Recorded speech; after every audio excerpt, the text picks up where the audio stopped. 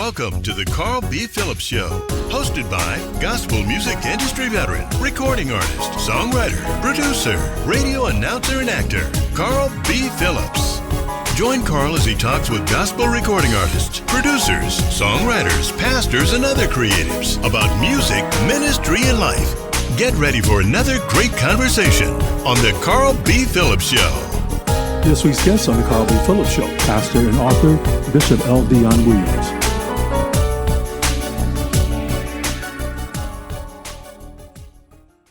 Welcome to the Carl B. Phillips Show. Today's guest is a father, husband, choir director, author, and the pastor of New Macedonia Church. Please help me welcome Bishop Deon Williams. Hey, y'all. Hey. Or as I call him tonight, Uno. Uno. And you'll understand later why I call him Uno. Yes. How's it going? How you feeling? I'm doing good, and you? I'm good. I'm really good. It is an honor to be here. I'm like all the big people come on the Carl B. Phillips Show. So. Well, you a big person too. I guess so. To God be the glory there. Yes, sir. So as I stated, I'm going to ask a couple of random questions. Mm-hmm. The first random question, what is one of your favorite outdoor activities? Oh, my Lord. That's easy. Going to the beach. Like grilling at the beach. Grilling at the beach. Okay. Yeah. Okay. Have you ever fallen asleep at the beach? I have. Yes, I did. best Actually, sleep in you'll ever Chicago, I did. Visited my sister once. Yeah, the best sleep I've had. I like being at the ocean, like either Atlantic or the Pacific Ocean, and the waves of the ocean knock me right out. There's something else. I like watching them. I could stand there for hours and watch them. It's so much peace at the water. It is. And, It is. it's calming. It's like your mind can just relax and Mm-hmm. you can just enjoy yourself. Okay, so learn something new. You like the beach. Yes, And you I said you do. like grilling. I do. Now, my brother is the grill master, so I do like the little picnic stuff. Now, I can grill, but he's the grill master for real. Okay, what's your favorite thing to grill? Oh, Lord, because I'm greedy. I would have probably say salmon or hot dog. Now, people like their hot dogs burnt. I am not one of those people.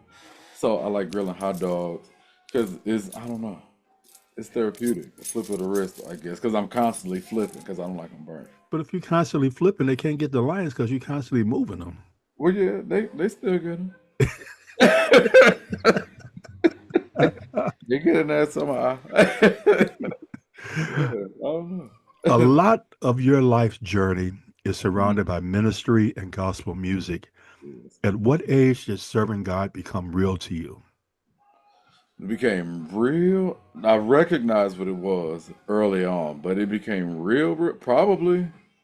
It was still early on, maybe 12, 13. Mm. Because we were always taught about the seriousness of doing what we do in ministry. It wasn't for performance and things like that, even though we would hear about she was just performing or he was just, we would hear that, but we were taught in our house that's not how we, not how we did ministry. It's not for self-glorification. So I was taught early on. And it became So serious. early on is when, because a lot of times growing up, you're following what your parents believe. Mm-hmm. But at what point did you like, that's mom and daddy's God, but this is my God?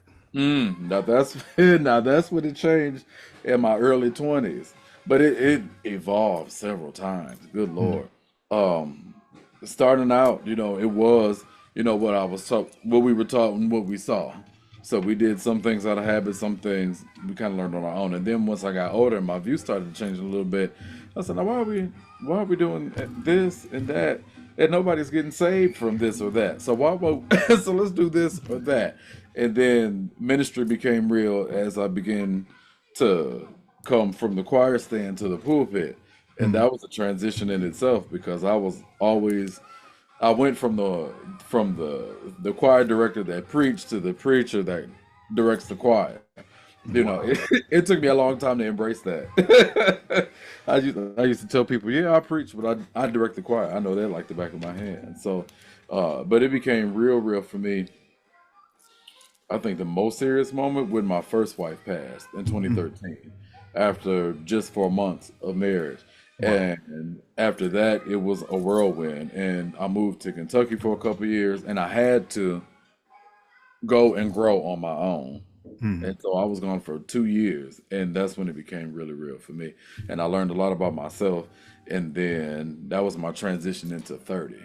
And so I was able to live a more free life and to be, receptive to more ways and ideas of God, because I was Baptist down my whole life. And so, there were some things I would not move on and I was rigid on, but God has revealed love in a different way. So So you've said a lot right there. I did. Uh, let's kind of back up a little bit and talk about your early days in ministry. You talked about being a choir director. You talked about the Mhm. transition. As that young 12, 13-year-old, what were those days in ministry like for you? It was singing at home a lot. Singing at home. Me, my brother, my sister, we had our own little choir. That, and then at that time we were living in Pontiac. Then we moved to Ann Arbor, Ipsy. So we were going to Trinity at the time, and so just singing in the choir. And I think I was on the usher board for like 6 months, just to do something different because I didn't want to sing with the little kids. But I wanted to sing with the grown people, but we couldn't yet because we were still little kids. And so that happened. We moved to Ann Arbor, Ipsy, and then we started going to Second Baptist on the south side of Ypsilanti. And we were there, and that's where it really flourished and singing. And nobody really knew I could sing for real until I had to lead a song one Sunday. My Liberty, Yolanda Adams and South, Da da was it da da da Southwest? da Yeah, da da. that was the Yeah. very first song I led, and I didn't Wait a tell minute, you nobody. were singing a Yolanda Adams song? I was, but I did it an octave lower in my cool teenage range. But did that, and nobody knew. My family didn't know, or no, so everybody found out at the same time, and I was sweating so hard because I was extremely shy. But yeah, so did that and directed choir, moved over to the grown folks. So I'm happy because I'm the 16-year-old that can sing with the grown people now. So, and then flourished from there, and then got grown and started young adult ministries and youth ministries, and then started preaching, then became a youth pastor and grew a youth ministry. At the time, it was a planted church, B-Top, and I think we had over 100 kids at the time. Wow. And I would have to put kids out of my room because I had the teenagers because I didn't want the little kids. So, but the little kids and the big kids, the like preteens, would try to come in my class Wow. all the time. So grew that and did workshop and the district stuff and all types of stuff down through the years. So you were a busy young person I in was. ministry. I was. You've I talked a was. lot about being a choir director. Mm. Outside of your local church, talk about some of the choirs you've worked with over the past few years. Oh Lord, I sang with besides like Huron Valley District, Gospel Music Workshop, uh, Ann Arbor Ipsy chapter. I was a chapter rep for that for a long time. Michigan Mass at the time. I think they're I think they're rebooting or something that's going on with them. Reverend Isaac London, Missionary Voices of Praise, and here, there, and everywhere. And then now, I recently just launched my own group, which is my sweater I'm wearing, Voices of Nehemiah. So, So that kind of leads me to my next question. mhm. What's behind your decision to start your own choir? That has been a ministry back and forth for at least 15 years. Mhm. And shout out to Elder Kirkman, who's my best friend and member of the church. We talked about starting a group years and years ago. And some of the members of the group, which Evangelist Mason and Shatrice Hadley, or Shatrice Sanders, they said, we've been waiting on you to do this for at least 10 years. And Wow. the Lord came to me one time and said, it's time. I had my foot in working in a lot of community choirs. Oh goodness, I didn't even mention Detroit Gospel Journey. How could I forget that? Detroit Gospel Journey.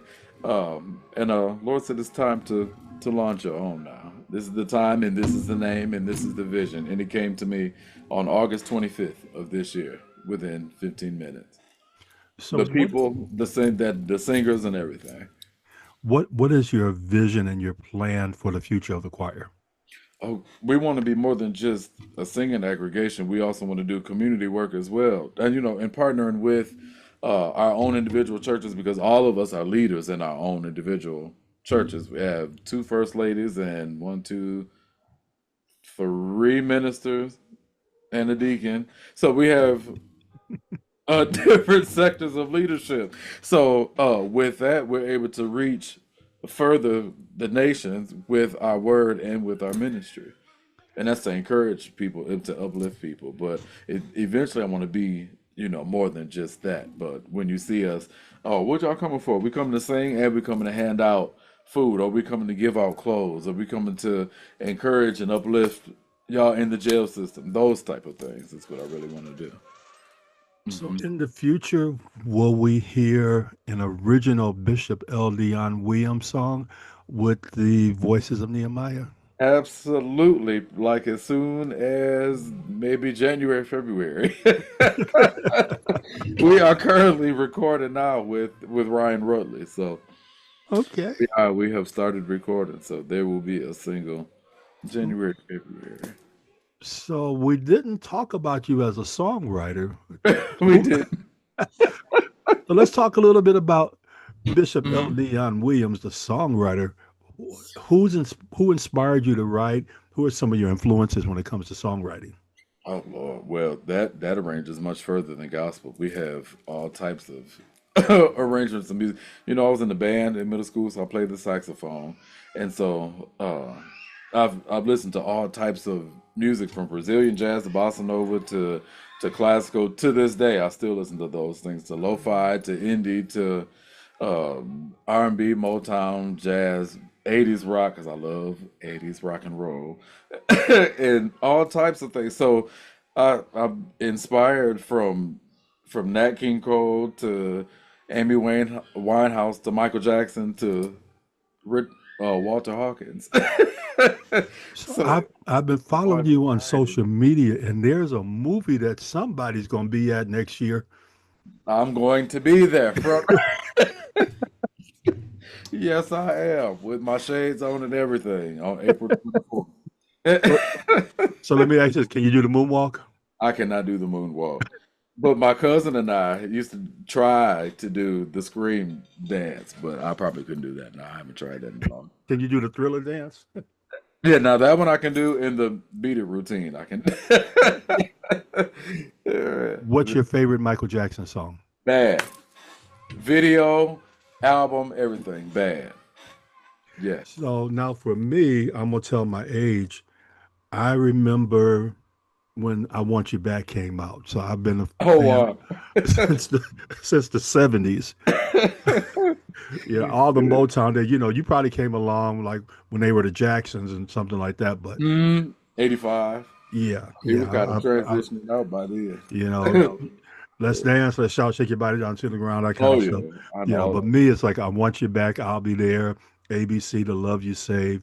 Um, a lot of people don't realize what I fell in love with music Mhm. because my parents bought a record player, and when they bought the record player, they gave them the Jackson 5 third album for free. And Oh, that's when wow. I fell in love with music hmm because of Yeah. the third album with it. And the Jackson, I was sharing with some of my choir members. I used to get in trouble because I would be directing the choir moonwalking. Oh. I had my black shoes on and my white socks. And white socks and everything. In 2024, you were named Michigan Chronicle 40 Under 40. What did that honor mean to you? That was huge. To be honest with you, I didn't think it would happen. It was on my bucket list from like age 35 and up because I would see it. And I said, all these young black people doing such great work. And I said, that would be so cool if I ended up, one of those. I said, it's on my bucket list or whatever. So the nominations came out, and I filled out one for myself, shameless plug, and then I sent it out to like three people. I said, if you have time, just fill it out. And so I didn't think nothing of it, and then it came back, and I sat there. I said, out of all these people, How did I get picked? And then one of my friends had to remind me, like, you did this, you've done this, and this, and this, and then the other. I said, yeah, that's just what I do, though. That's just because I like to help people, and the Lord rewarded. So it was a huge deal, and it took a long time to set in because it was one of those moments where I was just like, oh wow. I mean, plus I'm always on the go so much, but it was one of those moments. Just like, wow, I'm here. But then it really set in after the fact. And I cried like a baby sitting right here with it hanging on the wall right behind. So, are you one of those creatives that don't know how to stop and enjoy the moment? Mm-hmm. I can admit to that. And I'm starting to learn just now how to do that. I think a lot of times as creatives, and I've talked to a lot of creatives about the same thing. Mm-hmm. When a moment happens, we're 10 moments down the road. Mm-hmm. They're already thinking on the next thing. What can I do next? So, you talked about celebrating that moment of 40 over 40. When did it really set in? It's like, wow, somebody really acknowledged what I'm doing, and the tears just start flowing. What was that moment like when you finally realized somebody is acknowledging me for what I'm doing? Probably around the time I wrote the book, and that was around April-ish of this year. Mm-hmm. So probably around that time, because that's when I came to a realization of a lot. So I had to face and celebrate and relearn some things and learn myself and shift thinking. It was a whole process. It was a whole entire process. Yeah, 40 is a different space. It is. Let's do another random question. Uh-huh. This is totally random. How do you feel about pineapple on pizza? I'm allergic to pineapple, so I guess you won't have it then. But when I could eat pineapple, I still didn't like it on pizza. So what are some of your favorite pizza toppings? Oh Lord.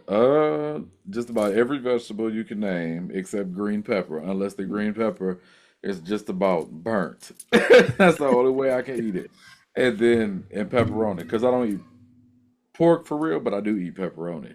But I don't eat ham and sausage and stuff like that. So what is the fish that they put on there? Not sardines. anchovies. I can't do that. So. No anchovies? Oh, I can't do those. I've had them before, but they are extremely, extremely, extremely salty. And I can't do that. So you're going out to eat? What's some of your favorite places to go out to eat that have food that you really enjoy? Oh, Lord, Longhorn, just about any Coney Island, which is so baseline. Okay, so Coney Island, are you doing chili fries? Chili dog, I'm easy. And we know you like hot dogs, so you're going to do a hot dog with chili and cheese. Then you can take me to J. Alexander. So it depends on. You bougie. I can go either end, depending on what I'm feeling like that day. Take me to J. Alexander's. Church, give me a J. Alexander gift card for my anniversary. Or a Coney dog. It depends on how I'm feeling. Yeah, that's kind of a Coney dog or J. Alexander's. Mm-hmm. That's kind of wide wild. spectrum. You talked about turning 40, Mm-hmm. and earlier this year you talked about, you talked about earlier this year when you wrote your book, Mm-hmm. The Devotional Battles and Ballads, a deeply personal and powerful, honest account of your journey. Why did you feel this is a good time to share your story? I think it was part of the transition to pulling up to 40. I guess the Lord is like, all right, you're getting ready to hit a milestone. So we have to address some things, and some things had to be brought to the forefront. And with your story, because I was always shy, but at the same time I taught transparency, but my transparency would be cut off at a certain point. Like we're going here, but we're not going further than this. But the Lord is like, no, use what you've been through in your stories and your testimonies to help somebody else. And so that's how it came about. And I started it on a Thursday and I finished it that Sunday. Thank you for writing a 27-page book, because I could read You are it. very welcome. And it's so my style. God, it's not 27 chapters. No, it wasn't gonna be this, because I read, but I don't. If I had a big, I'm not gonna read it either. So Let's talk about some of the things you shared in the book. Hmm. You talk about your parents divorcing in 1990 and your father's death in 1997. How did those events impact your life? They impacted me to the point of how I raised my own son now, and there were things that I saw with other relatives that had their both parents and things that I'm like, how come we couldn't have that? Like, what could have been different? And or was it because they had kids too early, like me as a kid thinking like that? You know what I'm saying? How crazy is that? Like, what was it? And so I had to adjust because I was still close to my dad even when he passed, and so losing that was traumatic Mm. as a 11, 12 year old, and I didn't know what to call it then, and I think I didn't realize what it was until now. And so, but I still had other people in my life, like the deacons at the church, or my grandfathers, or my uncles, who were still there and standing in that gap. So it kind of filled a void for a while. But now, as in turn for myself being a father, I have to raise my son and be there for him as much as I can, and you know, try to encourage him as he's walking in front of me now. So you talk about how the impact of your father passing. You talk about the divorce. What? uh, How did you find strength, or let me phrase it? Did you at any point kind of blame yourself for your parents' divorce? In a sense, because I just didn't know any better then, you know. Um, but that was their stuff and their business and and all of that. It had nothing to do with us. It was just an added, if you will, stressor to a young marriage, in a sense. So, um, at times I used to think that, but I'm like, okay, so how can we fix this? Let me find somebody else to to be my mom's husband. I think my mom told me a story one time that I tried to set her up with like my gym teacher in like first grade or something. So that's how desperate I was to have a father figure in the house. Yeah, You were trying to set your mama up with for like the gym teacher. I had to call her to get all the details, but yeah, it was something else. Yeah. Another thing you share in the book was your path to healthy living, but Hmm. also the hurt you experienced in the gym from a mentor. How Hmm. were you able to recover and move on from that pain? I did that silently. I sure did silently until now. Um, and that took a lot of prayer and a whole lot of singing and a whole lot of writing. And back then, I really wrote. I just wrote whatever I was feeling, and that Mm. would turn into a song. It wasn't necessarily gospel or neo soul or jazz or nothing like that. It was just poetry, and so that's how I would get through it. Then. So, if someone comes to you as a pastor and they're dealing with what you dealt with, how do you tell them, or what do you share with them to help them to get through? You said you dealt with it silently, I did. but would you advise someone to deal with it silently? Absolutely not. How would you tell them to express what they're feeling? Absolutely not. And I advise my first go to is always journaling. Always journal, always write it down. I think you process it for me, I think you process it better when you write it out. And if you need to find somebody trusted to talk to, and prayer works, but the Lord sent therapy too. It's okay to go to therapy. It's not a bad thing. And because it took me so long to learn that for myself, I'm just now at the point to where I'm like, oh, well, maybe I could go talk to someone just to get something out. Like, am I crazy? Because if you turn it over in your head so much, you'll start to believe a lie. And in vulnerable moments, the enemy knows how to creep in and make you Right. believe a lie. And so you have to get it out. You have to get it out. You have to talk to somebody, and And I somebody. think I think a lot of times in church, well, not only in church, but as black men, Mm-hmm. We're taught to be strong. You're taught not to be vulnerable. You're taught Mm-hmm. not to show your emotions. You're taught not to let your guards down. You need to man up, don't cry. Right. But you're saying something totally opposite of that. Mm-hmm.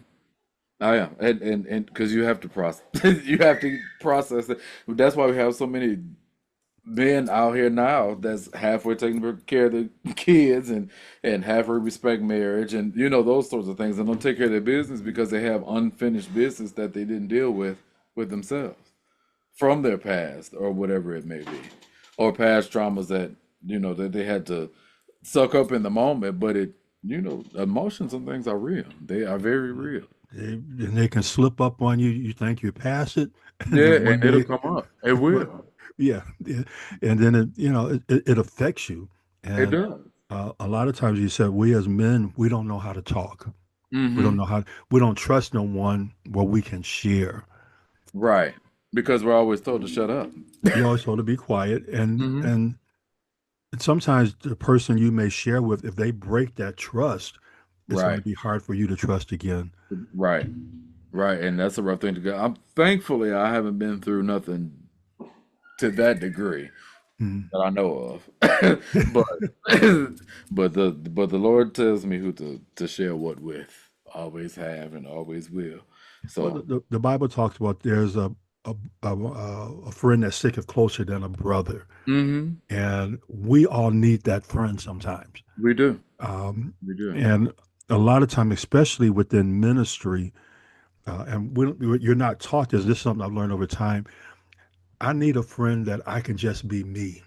Right. I don't need a friend that expects me to have my titles. Like I have a Exactly. joke sometimes where I don't feel like being anointed right now. Hmm. Mhm. It's funny you say that because when I had my birthday party, I invited a certain group of people, like from each different little sector, but it was like my church friends, and then for a couple that I grew up with, like since high school, and then like a couple randoms who had nothing to do with church, but everybody gelled together. Hmm. But it represented sector of my life, and so I know who to go to when I listen. I'm not being bishop today. I'm not being. I need to be straight. Just Dion. I know who to call.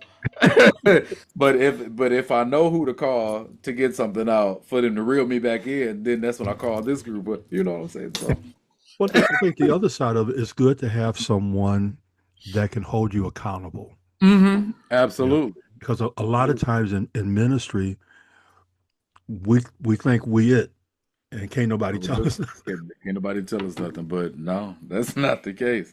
And I'm gonna tell you one thing too. The friends that are outside of the church are the ones that check me before the ones that are inside the church. Mm. And I'm sure they will use some language that ain't church. Right. But like you are absolutely right. Now, we talked earlier about the impact music had on your life. One of the chapters in the book talks about meeting God in music. Mhm. How has gospel music helped you spiritually? That's how I learned half of the Bible. What old gospel music coming up, all the songs just about had scripture in it somewhere, and and so that's how I learned. It wasn't the preaching for me growing up. Mm. It was cool, but I went to a church in Flint where it was three choirs a Sunday, two songs each choir, plus all the hymns and the chants and those sorts of things. So we heard music for 2 hours before the preacher got up. I'm good. So that's how it became a connector for me though, because there was so much joy in it, and then seeing your own family do it too it brings it to a different light.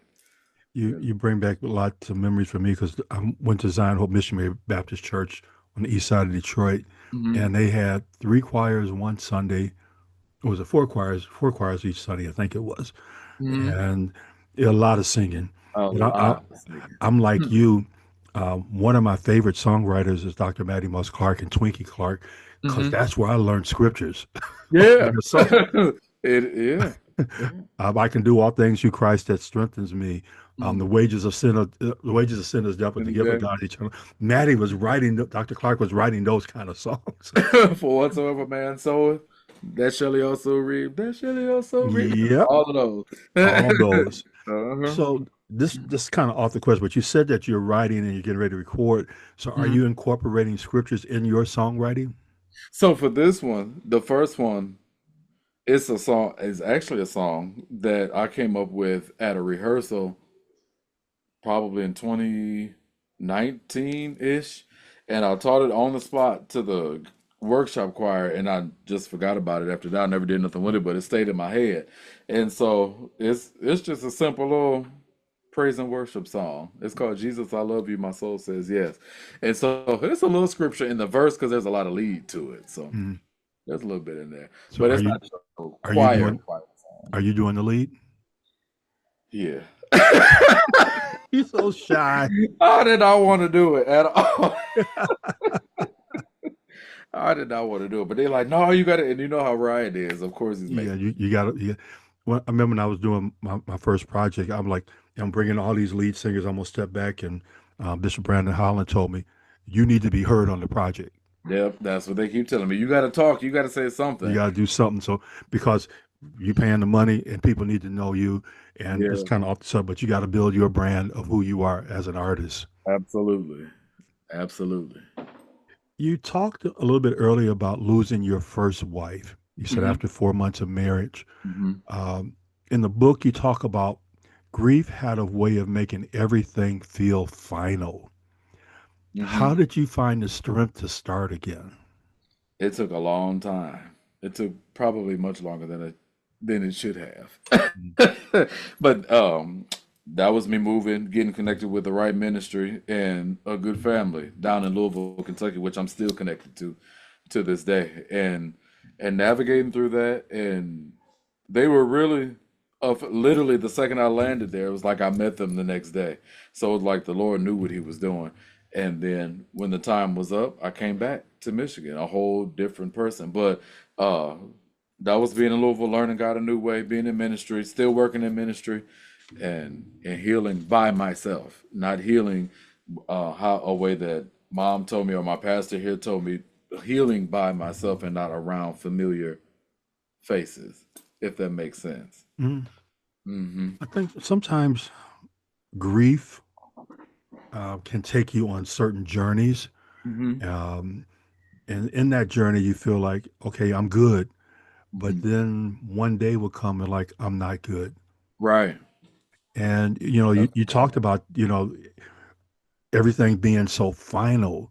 Hmm. How did you get beyond that finality? Like, okay, I can start again. I can breathe again. I can become comfortable with dating again. How Hmm. did you get there? It, oof, it took so long because then after I got over, that part, I was anti-relationship for so long because I saw what everybody else was going through in their relationships and their marriages. I said, I'm good. And then, I'm doing my own little thing, whatever. And then COVID hit. And I got COVID the first time. And, that's when it was, we don't know what's gonna happen, COVID. Right. And I was staying by myself then. So I'm in this apartment by myself, my whole entire self with COVID. And I'm thanking God every time I wake up because some people are coming out of it at this time and a lot of people are not. And so that was really the first push to start getting back out there in dating and things like that. So God had to lay you down on your back where you couldn't breathe. Literally. All you had to let me just lay here and think. It's not meant for man to be alone. To be alone. I said, now what if you stayed up in this house and and can't nobody really come in the house for real? So what do you do? So yeah. So how did you prepare your heart for falling in love and the thoughts of marriage with your current wife? I was stubborn still, so the Lord who knew who to send at the right time. But how did I prepare myself? I was in all honesty, I was ready for that time. I was getting older in a sense. I was hitting my later 30s, and I was tired of being the forever uncle. And I just felt like I always knew I was going to have a family. That's how I always envisioned my life to Mm. be. And it had nothing to even do with ministry at the time because people would think we would be a partnership, but it had nothing to do with that. It was just my own personal life, even though it is a ministry. But yeah, that's what it was. And so he paved the way. So, what was the first date like? The first date was actually at my house, and I actually cooked chicken marsala. It was on Valentine's Day, and yeah, that was the first official date. And I cooked. I made chicken marsala, and I got the recipe from Trader Joe, from the Trader Joe jar. And the most of the day consisted of learning the Tamia hustle. I can't get enough of you. We did that for 4 hours. It took us 4 hours to learn it. Yeah. How did you propose to her? The same way. So I had I had a whole plan. July 4th, 2021, it was going down. Everybody was gonna be there in the whole thing. But on June 4th or 5th, we went to the Riverwalk. It was the two of us and my brother and my sister-in-law.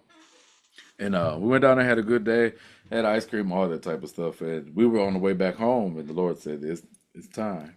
And so we got home, and I texted her friends. I said, everybody get on Zoom because I'm proposing at 7:30. And it was like 6:57 at the time. And so she had changed clothes because we had been outside all day. So she would change and all that type of stuff. And so she had a scarf on and everything. And so I said, let's do the Tamia hustle. So I turned the hustle on, so everybody's on Zoom and like on mute or whatever. So we're doing the hustle, and then when you turn, that's when I dropped to the knee and I held the phone up, and then that's when I did everything. Look at you. You got game, bro. Yes, sir. Yes. That's what I did. The bishop got game.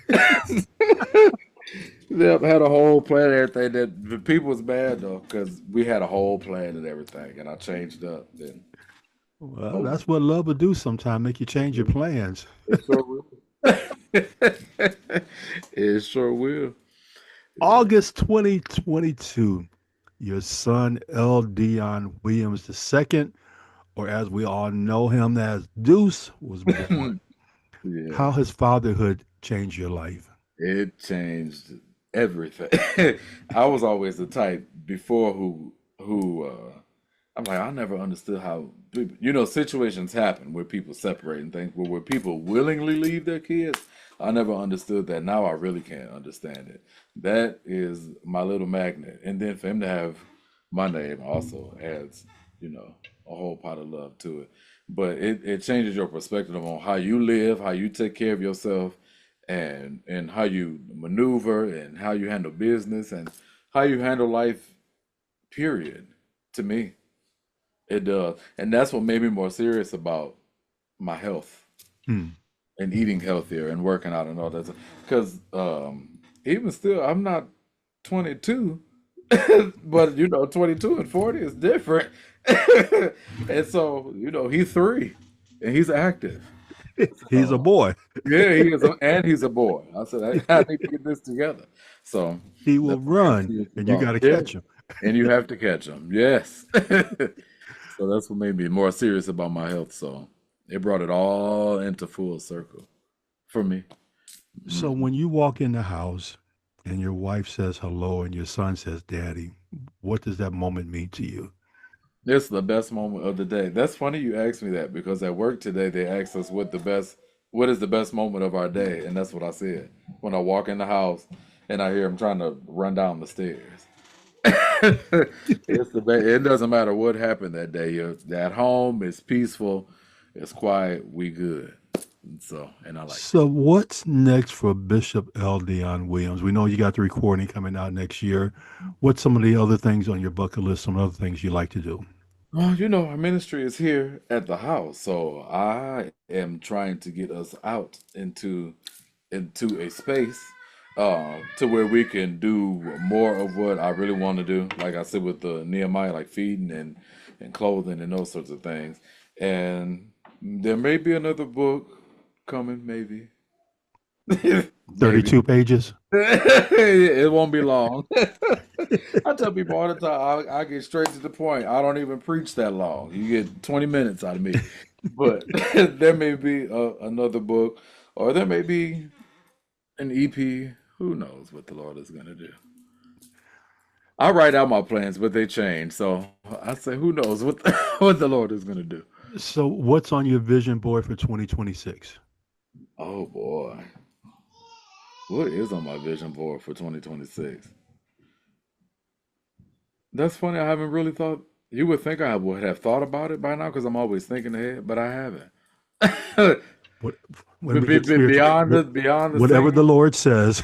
whatever the Lord, literally, that's where I am at this day. And now at 8:08, November 12th, that's where I am. Now tomorrow, Might be something different. it might be something different. Today it may be chili dogs. Tomorrow it may be steak. It Next may it may be be. salad.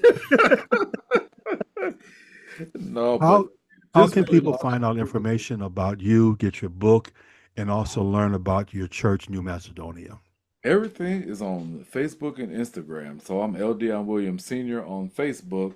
And I think if you type in the link, facebook.com / L. Deon Williams, it'll pop. I'll pop right up. And then on there, it'll take you to the church page and New Macedonia, if not, newmacedoniachurch.com. And it'll take you to the Instagrams and all that. My Facebook is the connector to everything else. The only thing that doesn't have a social media presence is Voices of Nehemiah, and that's because we just launched. So, but we've had 2 engagements and another one in December. So you don't Getting that know, but karaoke together. we're on an engagement together. That Voices of Nehemiah gonna back me up. I just thought I I passed that heard on. that.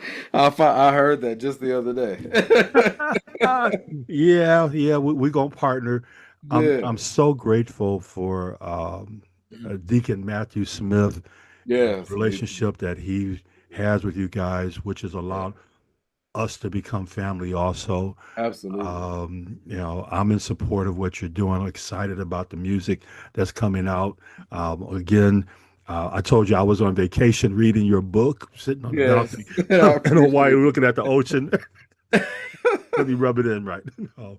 But man, I'm excited about what God has in your future for you and your family, for your choir, for your ministry. And as I told you, man, I'm gonna be there to support you any way that I can. I appreciate Just want to just support you and see what God's gonna do, and be able to sit back like, yeah, that's my nephew. it. You know it. Yes, sir. Before closing, Mhm. speak to someone about how to love yourself beyond life circumstances.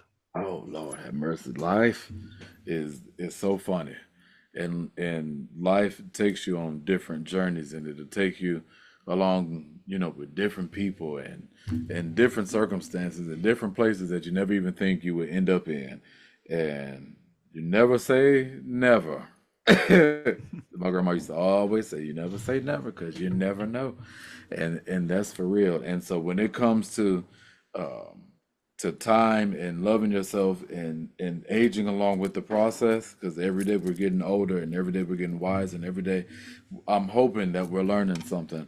Um, as you learn, as you grow, take time to look at yourself and really reflect on the things that you want to change, and the things that you want the Lord to change, and the things that I can't do this, Lord, for me to be a better person. Help me to be a better person. Pray on those things, journal about those things, talk about those things, and you can learn how to process those things about yourself, because yourself will surprise yourself sometimes. I have to take that quote. Yourself will surprise Surprise yourself. yourself. You will Surprise yourself surprise. that you ate that many hot dogs. You will surprise you. You will surprise you. But Bishop Williams, I have enjoyed this conversation. Thank you yeah, so much for hanging out with me on the Carl B. Phillips Show podcast. I I like to appreciate close like I close always. Remember to work like you don't need the money, love like you never been hurt, dance like no one's watching you, and go get Bishop L. Deon Williams' new book Yes, it's on Amazon. Battles on and Ballads Amazon, and you will on definitely Amazon. enjoy it. God bless Yes. until we have an opportunity to meet again. Thank you. The Carl B. Phillips Show is produced by Carl B. Phillips for Prove Me Productions. For more information about Carl B. Phillips, visit carlbphillips.com. Subscribe to The Carl B. Phillips Show on YouTube or your favorite podcast outlet.